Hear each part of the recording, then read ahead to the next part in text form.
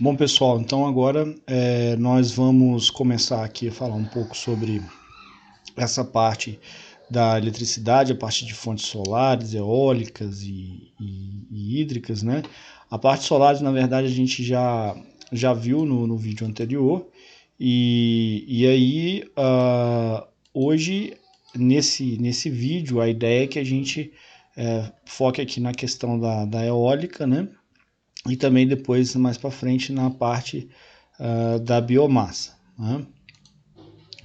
Bom, então a gente pode começar aqui falando o seguinte, que a extração de energia, né, a partir aqui do vento, ela, né, especialmente na forma da eletricidade, né, ela já acontece, né, o investimento em cima disso ao longo das últimas décadas tem aumentado significativamente, sobretudo com o interesse dos governos, né, das empresas. E o que a gente pode dizer é que nos últimos anos, né, é a forma de energia de transformação de energia que mais cresce, aumentando de 30% a 40% cada ano, né, em muitas áreas de todo o mundo. Então, e principalmente no Brasil, né? O Brasil, né, os dados mais recentes aí, aqui é de 2019, se eu não me engano, conta aí com uma capacidade instalada de 12,76 gigawatts, né, passando aí o Canadá, ficando entre os primeiros colocados, né, que o Canadá aqui tem 12,39 gigawatts. A China, só para vocês terem um padrão de comparação, é mais de 10 vezes essa capacidade instalada do Brasil, né? Ela é a primeira colocada com 188,23 gigawatts. Estados Unidos, né, bem atrás, menos da metade da China, com 89,07 gigawatts. E a Alemanha com 56,13 gigawatts, né? E aí a Índia, Espanha, Reino Unido e França completam o ranking dos 7 primeiros, com o Brasil sendo aí o oitavo, né?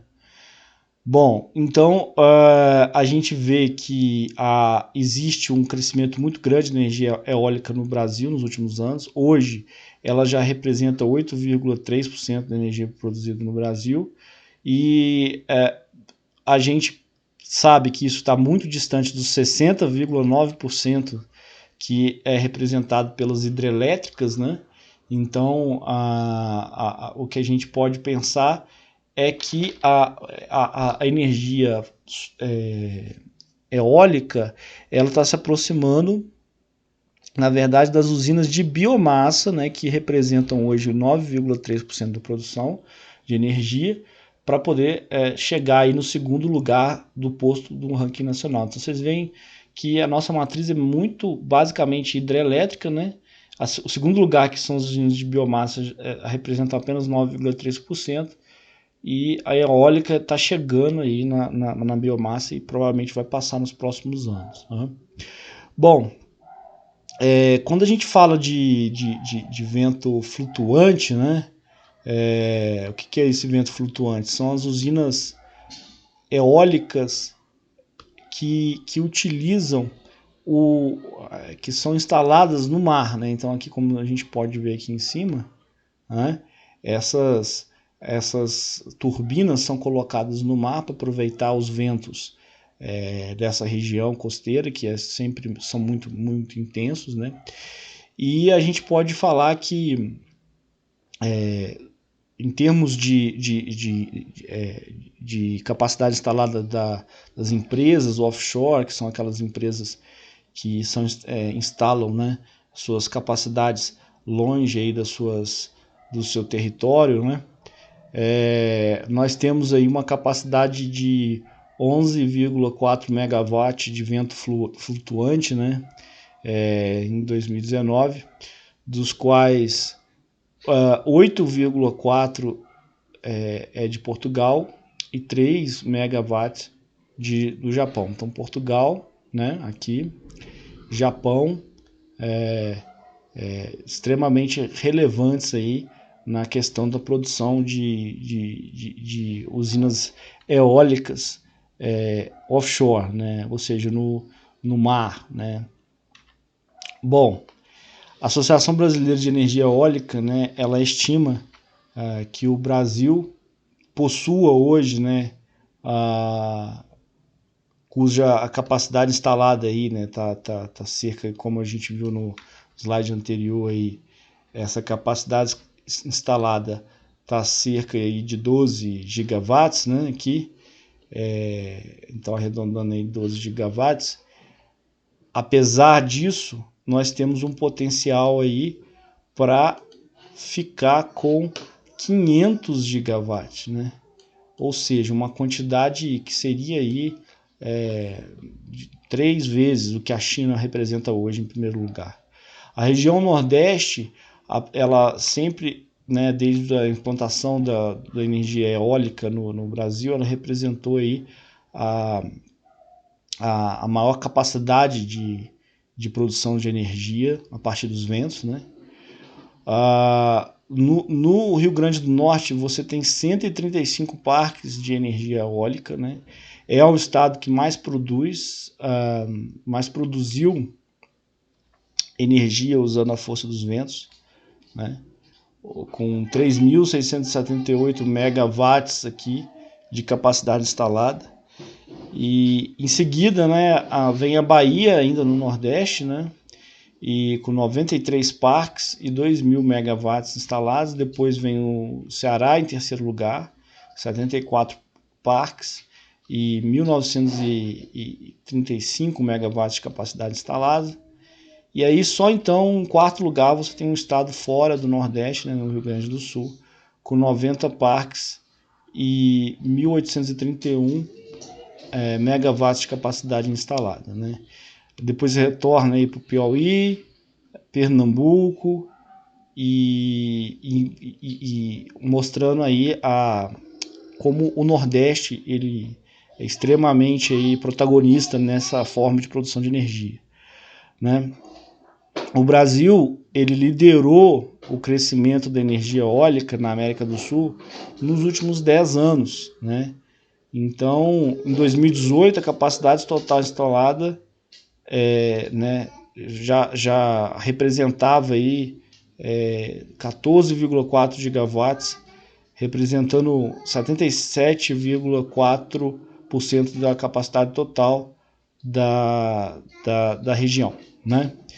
Então, o que significa é o seguinte, né, que a gente teve aí em 2018 um pico de energia instalada, né, de 14,4 gigawatts, mostrando que o Brasil, em termos de América do Sul, é o grande responsável pela produção de energia a partir da energia eólica. Bom, como é que funcionam os sistemas de energia eólica, né? A gente pode ver aqui que basicamente você tem aqui uma turbina, que aqui você tem aqui um fluxo de ventos que bate aqui no rotor. Esse rotor gira um gerador aqui por indução eletromecânica, né, eletromagnética. E aí essa corrente aqui que é gerada, né, ela precisa de um regulador de tensão para você poder ter aí uma tensão que não flutue tanto, né? Uma diferença de potencial que não flutue tanto. Você tem aqui um banco de baterias, né? que armazena parte da energia e também mantém o sistema funcionando. E depois que você tem essa regulação da tensão, você passa aí para um inversor que transforma essa corrente que é gerada a priori aí, em forma de corrente contínua. Esse inversor transforma isso para corrente alternada, que manda para a rede, que vai chegar lá na sua casinha, né? Ou você pode simplesmente passar parte dessa energia, né, por um outro sistema que possua aí um carregamento por corrente contínua, certo? Então, ele pode ser usado como um sistema autônomo, já direto aqui para por exemplo, para um servidor, algum sistema que já utilize corrente contínua, ou você pode mandar para a rede para poder mandar para sua casa aí, certo? Bom, existem basicamente 3 tipos, né, de moinho de vento que a gente fala, né? Esse moinho de vento aqui, ele é o moinho de vento holandês, né? Eles foram utilizados por muitos séculos na Holanda, né? Mas hoje em dia não tem tantos assim funcionando. Era uma eficiência muito baixa, né? Apenas de 7% da energia que eles conseguiam captar, que ela era transformada em energia útil, né? Esse moinho de vento aqui, de pás múltiplas, né? Ele é bastante confiável, né? E ele consegue operar com ventos de baixas velocidades, né? E ele foi muito utilizado nos Estados Unidos, e ele foi utilizado principalmente aqui para poder gerar trabalho mecânico no processo de elevação de água, tá? Para fazer com que a água subisse aí, montanhas, enfim. E hoje a turbina aí, né, que a gente fala mais moderna, que é essa de 3 pás aqui, extremamente utilizada aí, do ponto de vista aerodinâmico, mais eficiente, né? E ela funciona de que forma? Você tem aqui as pás, né?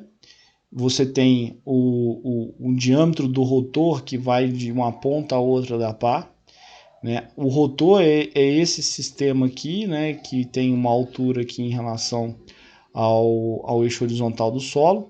Então o vento tem que bater de frente nela, faz a aerodinâmica desse vento, faz ela girar. E aí você tem uma caixa de câmbio aqui, né, que é como se fosse as marchas do seu carro, né, que aí eles vão fazendo a transmissão desse movimento rotacional aqui, de acordo com a velocidade do vento. E aí manda essa rotação para o gerador, né, para que você possa ter aí, portanto, a produção de energia elétrica por indução eletromagnética. Então, como é que a gente pode armazenar vento aí, como diria nossa saudosa presidente Dilma, né? Então, o problema é que os ventos são intermitentes, né? Então, como é que você faz para poder conseguir armazenar energia a partir desses ventos que, ora, eles vêm com muita força, ora não, né? Então a gente não consegue de fato, né? Brinquei nisso com a questão da Dilma, mas a gente consegue armazenar o vento em si, mas a gente consegue armazenar a energia proveniente desses ventos, né, para a utilização posterior. E aí, se você não consegue fazer uma transmissão direta para a rede elétrica, né, existente próxima à turbina, né, você faz uma venda desse excesso da produção diretamente para a concessionária local. É um que a gente chama de microgeração de energia, tá? Já para residências, né, a energia elétrica é normalmente armazenada, né, em baterias de chumbo ácido. Hoje em dia tem utilizado aí baterias de lítio também, que são muito mais eficientes e mais duráveis, tá? De 12 volts. Então, por exemplo, se você coloca essas 10 dessas baterias de 12 volts em série, né, você gera aí, portanto, uma corrente contínua de saída aí de 120 volts, certo? A questão é que a gente precisa também de corrente alternada, que é a corrente que os nossos equipamentos estão preparados aí para acessarem a energia que vem da rede elétrica. Então, muitas das vezes você pode pegar essa tensão, essa diferença de potencial de 120 volts de corrente contínua, utilizar um inversor, né, que ele transforma essa corrente contínua em corrente alternada, e aí sim você utilizar os seus aparelhos que já estão preparados para esse tipo de corrente na sua casa, né? Então a gente pode pensar aqui, né, que a energia que é dada em joules, mas também pode ser dada em watt-hora, né? Inclusive a conta da sua casa vem em quilowatt-hora, que são 10 a terceira watt-hora, né? Onde 1 watt significa 1 volt vezes 1 ampere, né? Então a energia, ela é basicamente a quantidade de energia armazenada, ela vai ser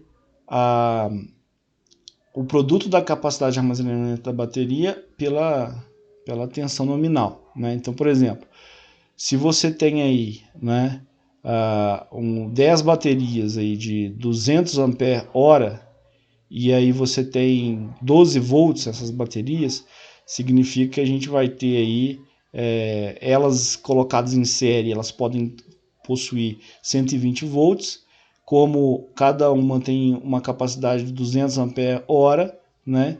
Então a gente pode dizer que essas baterias têm uma capacidade de armazenamento de 24.000 watt-hora ou 24 kWh, que é uma ordem de grandeza da unidade de energia que a gente gasta na nossa casa, né?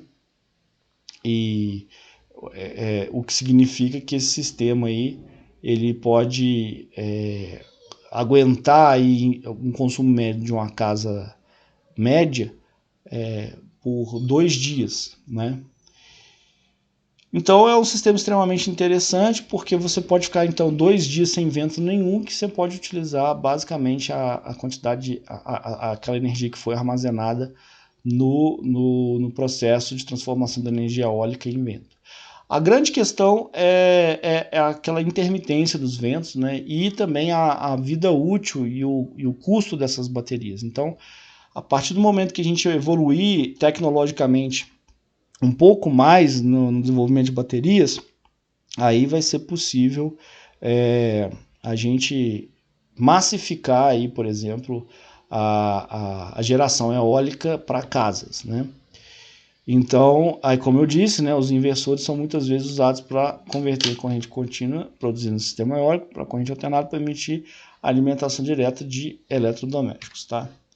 Agora a gente vai dar um pulinho aqui para o capítulo 17, né, onde a gente fala no capítulo 17, tá, sobre a biomassa, tá? Então a biomassa vai ser aí para a gente uma fonte de energia também, tá?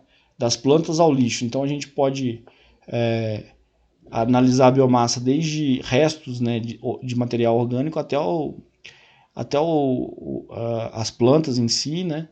Até o lixo orgânico que a gente produz em casa, né? Então vamos pensar um pouco sobre essa questão da energia da biomassa. Então a energia da biomassa, pessoal, ela é sempre derivada, nesse caso, de matéria viva. Então essa matéria viva pode ser o quê? Grãos de milho, de trigo, árvores, plantas aquáticas, toda a base de material de base carbônica, né, que possui aí, que foram advindos de seres vivos, né, plantas, enfim. Mesmo nos resíduos agrícolas e florestais, né, a gente consegue obter energia a partir desses resíduos, né? A gente pode dizer que a biomassa é a energia solar armazenada. Por quê? O sol, né, proveniente aí, a energia do sol, né, ela bate nas folhas aqui, realiza fotossíntese, faz com que você tenha o crescimento e o armazenamento dessa energia da radiação solar através do crescimento e da constituição dessa vegetação, por exemplo, né? E aí você tem, quando essa energia solar chega aqui, né, você tem o desenvolvimento desses seres vivos que constituem cadeias carbônicas complexas que funcionam, essas cadeias, né, induzidas pela absorção dessa energia, funcionam como uma bateria, digamos, solar, né? A gente armazena energia nesse sistema. Então a gente tem 3 formas de obter o combustível a partir dessa biomassa, né? Através de combustíveis sólidos, como as próprias lascas de madeiras, né? E, enfim, ou até árvores e plantas de modo geral. Os combustíveis líquidos, né, produzidos a partir da ação químico-biológica sobre biomassa sólida ou conversão de açúcares vegetais em etanol ou metanol. Então, por exemplo, a gente tem uma cadeia açucareira e uma indústria, né, sucroquímica que a gente fala, muito forte no Brasil, principalmente porque uma das nossas matrizes energéticas dos nossos carros é o etanol, proveniente da conversão do açúcar, sobretudo da cana de açúcar, nessa substância altamente energética, né? E também os combustíveis gasosos, né? A terceira forma aí são os combustíveis gasosos por meio do processamento com alta temperatura e alta pressão, né? Ou através dos biodigestores, né? Que geram os biogases, e esses biogases aí podem, portanto, funcionar como matéria-prima energética, né? Então a gente pode falar o seguinte, né, que nas plantas verdes aí, o processo fundamental, vocês já conhecem, é a fotossíntese. Então a fotossíntese é a combinação aí de gás carbônico com água, mais aqui, né, que vem a gente fala aqui a energia luminosa, que é o fóton, né, HF, aqui, que é a constante de Planck vezes a frequência da radiação. Essa quantidade de energia aqui, né, vinda do Sol, induzida aqui pela essa relação química, gera oxigênio, O2 e carboidratos, né? Bom, esses carboidratos, basicamente açúcares e amidos, sobretudo os açúcares, podem ser transformados depois em álcools, né, em etanol ou metanol, por exemplo, para a produção de combustível, né? Então é a partir desse processo aqui que, quando você tem a produção aí de oxigênio e carboidratos que constituem a estrutura desses seres vivos, esses carboidratos depois que eles morrem, que esses seres vivos morrem, você pode, portanto, quebrar esses carboidratos para a gente poder fazer o processo de obtenção de combustível, né? Então, o reverso da fotossíntese é a respiração, né? Daqui para cá, né? O que a gente pode dizer é que o calor, então, vai ser produzido pela combustão de carboidrato e oxigênio. Então, a partir do momento que eu tenho a combustão desses dois compostos químicos aqui, eu posso gerar aqui também energia elétrica, energia eletromagnética, né, mais dióxido de carbono e água. Tá? Bom, então o processo basicamente funciona da seguinte forma: você tem aqui, então imagina que você tem um coletor de lixo orgânico aqui, né, com madeiras, grãos e outros resíduos orgânicos, que podem ir ou para a conversão biológica ou para a conversão térmica. Na conversão biológica, você tem o tratamento desses restos aqui, onde você pode fazer a quebra das moléculas grandes aí de carboidratos, sobretudo de açúcares também, e nesse processo aí de, por exemplo, até de fermentação, você pode obter combustíveis alcoólicos, né? E desses combustíveis aí você tem 10% que vira etanol. E também nesses processos químicos aqui, pela decomposição dessa matéria orgânica, você gera o biogás, canaliza isso, né? E esse biogás também ele pode ser utilizado como matéria-prima para combustão e aquecimento. Já no caso da conversão térmica, você tem aí com um processamento térmico adequado, você pode produzir um gás sintético, também combustível, certo? E uma gasolina, né, derivada da biocrua aqui, né? Não é um petroquímico, mas sim um processo mais complexo de conversão térmica para você poder utilizar em combustíveis de carro. Se você tem, por exemplo, algas microscópicas e principalmente plantas oleaginosas, né, você possui um processo de conversão química que é o famoso biodiesel, né? Então você tem biodiesel, ou seja, um diesel que é uma mistura aí de um composto altamente energético de óleos vegetais com o próprio diesel advindo aí da indústria petroquímica, tá? Então, dentre os processos de conversão da biomassa em outras formas de energia, né, você pode fazer a classificação de 3 tipos de processos, como eu disse anteriormente: processos bioquímicos, a combustão direta, então a queima de restos, por exemplo, de bagaço de cana-de-açúcar, e a pirólise, né? Então, os processos bioquímicos, você possui aí a forma de gerar uma decomposição dos resíduos orgânicos, né? Fechando esse sistema numa atmosfera que seja deficiente de oxigênio, gera aí, portanto, gás metano, né? Através do processo de digestão anaeróbica, ou também uma fermentação controlada, né? Para a produção dos álcools, aí, o etanol, o metanol, a partir da açúcar que você consegue obter desse sistema. No caso da combustão direta, é uma forma menos eficiente, onde você tem a queima geral dessa biomassa para produção de calor, aquecimento de ambiente ou produção de eletricidade através de turbina de vapor, né? No processo da pirólise, você tem a decomposição térmica desses resíduos, né, de um gás ou um líquido, né, sob alta temperatura, de 500 a 900 watts, em uma atmosfera pobre em oxigênio também.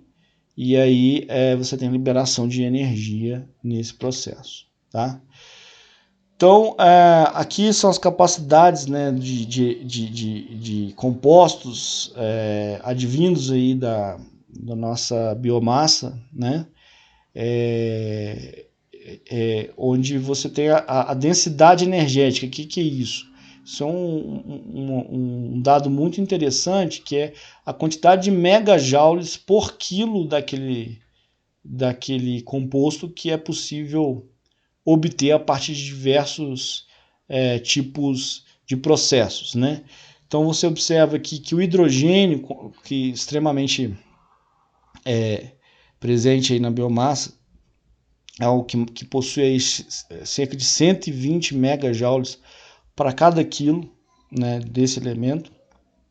E aí você tem o GNC, o propano, etanol, metanol, combustível diesel, né, que é aquele diesel biodiesel, né, gasolina, enfim, isso tudo aqui, aí no caso aqui é a gasolina mesmo, a gasolina advinda aí como a gente está falando de diversos combustíveis, né, isso aqui é a gasolina advinda do petróleo mesmo. Você vê que o hidrogênio, né, e o etanol, apesar de ter aí o etanol ter uma produção, uma quantidade cerca aí de 30, né, mais ou menos aqui 30, quase 30 megajoule por quilo, ser um dos menores, ele o metanol, mas ele é uma forma, né, renovável de energia a partir dessa biomassa que seria aí um lixo orgânico, né? Então, aqui apenas para mostrar para vocês um processo de transformação de resíduos sólidos em energia, né? Você observa que o vapor que vai ser produzido aqui, ele pode ser utilizado para funcionar um gerador de turbina, uma vez que você pode pressurizar esse vapor, né? Ou fornecer um calor direto aí para um consumidor próprio, né? Então, imagina que você tem aqui uma área de recepção, né, onde chega aqui os nossos caminhãozinhos, né? E aí você tem um depósito de resíduo, né? Esse depósito de resíduo vai enchendo, você tem um guindaste aqui, né? Que filtra, que faz com que esses resíduos sejam direcionados aqui para um alimentador automático. Você pode ter uma válvula abre e fecha aqui, né? E aqui dentro, né, nessa região aqui, você tem um aquecedor, né? Então você tem uma queima, por exemplo. Nessa queima, esse aquecedor gera aqui, portanto, um vapor. Esse vapor ele sai aqui para um tambor de vapor, né, nesse ponto aqui, canalizado para um sistema de turbina, por exemplo, pode virar energia elétrica. Tá? Esse vapor, esse sistema aqui, né, ele consegue, né, com esse lingote aqui em cima, dividindo a região de queima para essa outra região logo abaixo da saída do vapor, você tem aqui uma deposição aqui de resíduos, né, de cinzas, que aí você tem uma sucção desse gás seco de cinzas aqui, né, para que você passe através de um filtro, por exemplo, com sacos de pano, né, e aí você tem um tratamento dessas cinzas, né, para que uma chaminé possa, portanto, fazer a exaustão disso aqui para a atmosfera com menos resíduos tóxicos, né? Então aqui é o processo de filtragem das cinzas, tá bom? Bom, então pessoal, era isso que eu queria encerrar aqui com vocês, né? Esse processo aí de obtenção de energia eólica e pela biomassa, para vocês terem uma ideia, e também para vocês pensarem em como que isso pode ser, por exemplo, empregado em mini sistemas como pequenos sítios, pequenas propriedades rurais ou em propriedades urbanas como casas, né? Como que a gente pode utilizar isso para que a gente possa depender menos, né, da matriz energética que a gente mais explora, que é a hidrelétrica. É claro que ela de certa forma é renovável, mas ela gera um impacto ambiental muito grande, principalmente com a necessidade de se inundar grandes áreas e acabar com grandes ecossistemas.